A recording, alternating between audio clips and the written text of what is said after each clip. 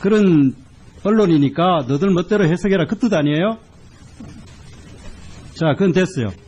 그리고 아까 장하성 실장님, 아까 우리 존경하는 송석준 의원님께서 소득주도 성장론 성공 사례가 있느냐 하니까 1929년 미국 대공원 극복 사례하고 그 다음에 그 2차 세계대전 이후에 유럽의 골든에이지를 이야기하는데 전혀 다른 이야기예요.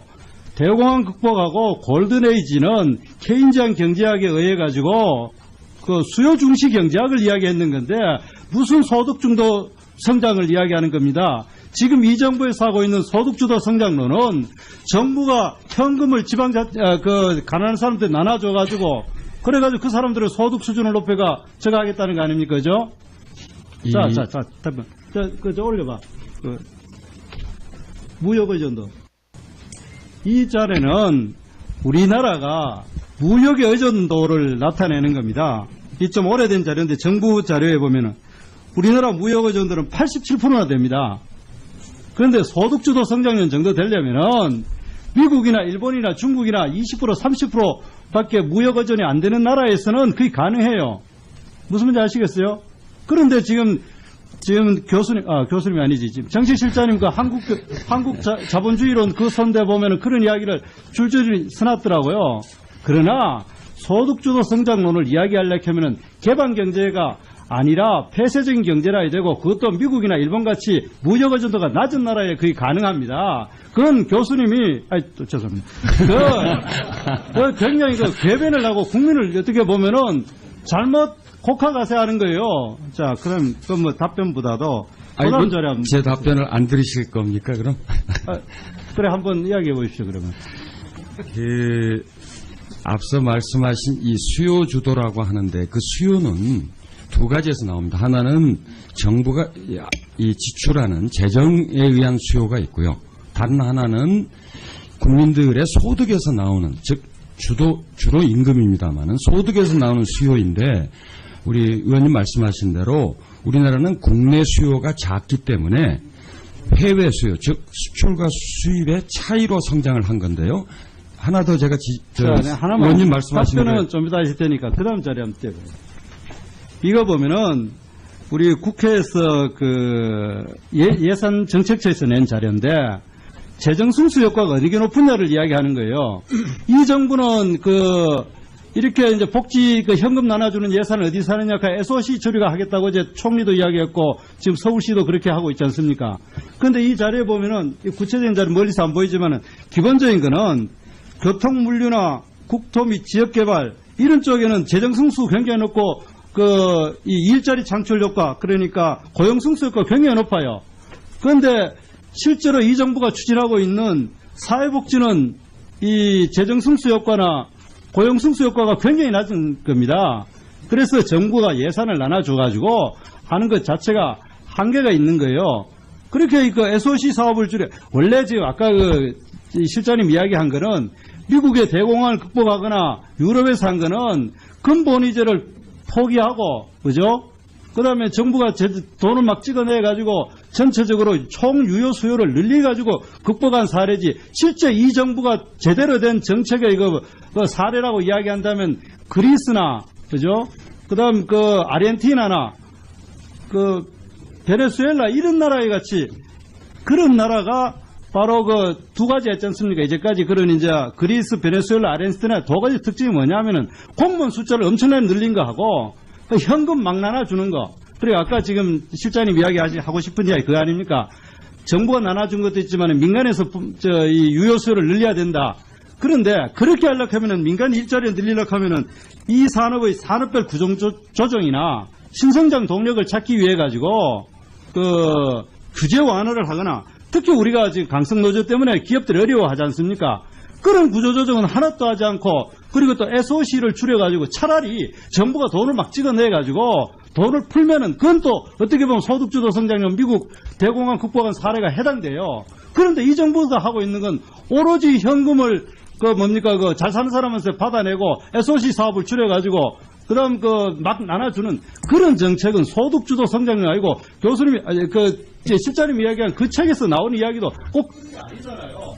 때 정권이 이렇게 새로 출발했다고 해서 그렇게 국민을 어떻게 보면은 제가 보기에는 좀 편인 거 아니다만은 속이는 얘기라고 저는 생각을 합니다. 답변 우리 실장 드리겠습니다. 간단하게 답변하세요. 예. 네. 국민을 속인다는 표현은 좀 과하신 것 같고요. 뭐 일일이 하나하나에 대해서 다 말씀을 드리지 않겠습니다만 그리스나 유럽의 남유럽 국가의 경우에나 그 남미 국가에 비교하는 건 적절치 않은 게 우리나라의 지금 사회복지 예산의 지출 규모가 GDP 대비 OECD 중에서 최하입니다. 그렇기 때문에 전체 재정이나 경제 규모에 비추었을 때 한국의 사회복지 예산이 국가재정이나 또는 경제를 망칠 정도의 수준은 아니다. 이런 말씀을 그냥 간단히 드리고요. 다른 하나는 수출 당연히 중요하고 의원님 말씀하신 산업구조 변화 우리가 일으켜야 됩니다. 그런데 국내 수요가 전체 성장 경제 규모에서 국내 수요가 차지하는 비중이 OECD 국가 중에서 한국이 최하위권입니다. 가장 꼴찌이거나 밑에서 한 두세 번째이기 때문에 우리가 수출을 중요시하고 또 산업구조, 미래성장 만들어야 되지만 역시 국민들의 삶과 관련된 국내 소득에 의한 수요 창출도 해야 된다. 저렇게 생각합니다. 하나 말씀해 주신 그 부분들은 저희들도 당연히 국가 재정 건전성이나 미래 성장의 동력을 만들기 위한 부분에서 고민을 같이 하고 있습니다. 고맙습니다. 네. 수고했습니다. 다음 더민주의 위성권 의원 질의 주시기 바랍니다. 예, 제주 서귀포의 위성권 의원입니다. 문재인 정부는 국민이 세운 정부라고 저는 생각을 합니다. 국민이 부패하고 불의한 정권을 무너뜨리고 끌어내리고 정의로운 정부, 국민들을 위해서 일하는 정부를 새로 세운 정부라고 저는 생각합니다. 그렇기 때문에 그 일을 하고 계시는 우리 청와대의 비서실장을 비롯해서 간부들은 막중한 책임의식을 갖고 일을 해야 된다고 저는 생각합니다.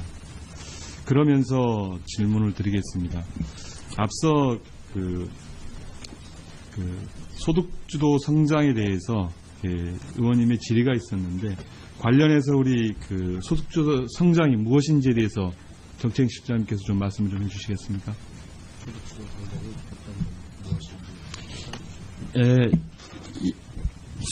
결국 이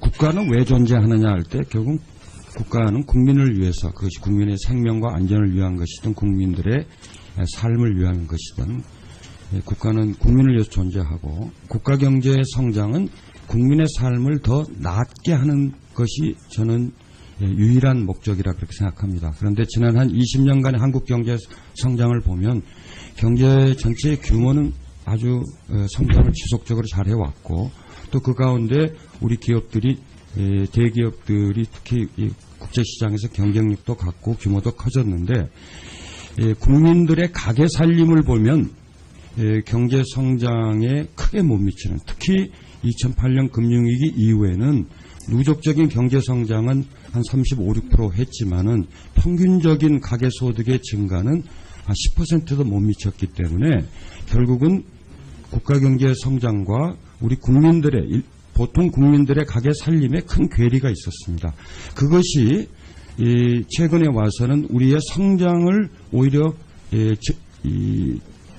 갉아먹는 다시 말하면 성장 동력을 약화시키는 요인으로 작용을 하고 있기 때문에 국민 소득주도 성장이라고 하는 것은 우리가 유효수요, 국내 유효수요를 창출해서 성장을 이루어내겠다 하는 측면도 있고요. 다른 한 측면으로는 국가 경제가 성장하면 일반 국민들의 가계 삶도 함께 나아져야 된다는 국가 경제의 본질적 목적에 부합하는 것으로 저는 이해하고 있습니다. 예. 공무원 수만 늘리고 현금을 나눠주는 정책이 아닌 거죠? 공무원 수를 저희들이 늘리게 된 부분은 국민들의 생명과 안전과 관련된 특히 보건이나 안전에 관련된 인력을 지난 추경에도 늘렸다는 건 의원님들께서 잘 아실 거라고 저는 생각을 합니다. 그것만이 소득주도 성장의